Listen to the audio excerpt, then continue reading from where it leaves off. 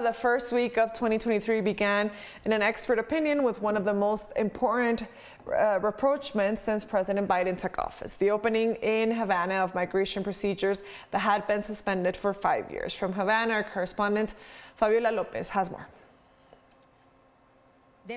After long years of waiting, Jenny says she's happy. She will no longer have to spend thousands of dollars to travel to other countries to process her visa. We have been waiting for 7 years, and finally the long-awaited day has arrived. Now approved. Happy, happy, happy. It is a family reunification. My husband is claiming the child and me. Like Jenny, other Cubans are benefiting from the U.S. decision to return to Havana the delivery of visas for migrants after it was suspended due to mysterious health incidents that have yet to be clarified. Actually, history has shown that there was not need to have that justification which affects us. Experts warn of the incoherence of U.S. policy. New migration measures recently announced by the U.S. president attempt to discourage illegal migration to the United States, but the Cuban adjustment law remains in force. This is not only a problem for the families that resort to the irregular route, it is also a problem for the U.S. authorities because of the growing number of people entering the country illegally. This is the responsibility of the United States. The simple reason, the main reason why so many people here decide to go to the United States is because there are very significant privileges for Cuban citizens arriving in that country that no other citizen in the world has. This, together with the Titan blockade, the 240 measures imposed during the Trump administration, and still in force.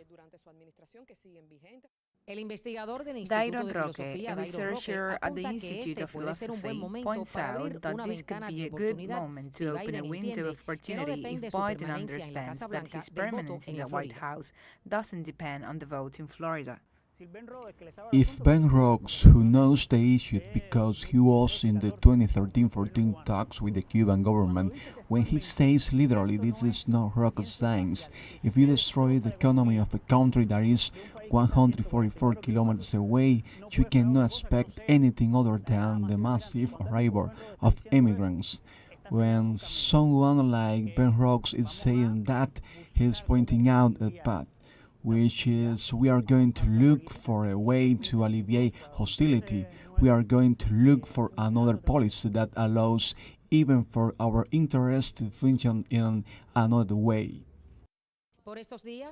These days, just a few meters away from the U.S. Embassy in Havana, at the Institute of Philosophy, this group of students from the University of Long Beach in California is carrying out an academic exchange program. teleSUR talked to Professor Stephen Osuna about their experience here and the relations between Cuba and the United States. In the United States border, there is a humanitarian crisis created by the government itself. It is not a migrant crisis. It is a humanitarian crisis because of the government's migration policies. Now we are seeing many Cubans arriving at the border of Tijuana and San Isidro, and to try to eliminate that, they are giving us visas to enter. It is a way that is not going to eliminate the problem. It is a way of trying to maintain the problem, and I think that's what it is. Maintenance, not elimination, but maintaining this problem, that the only way to eliminate it is to eliminate the blockade.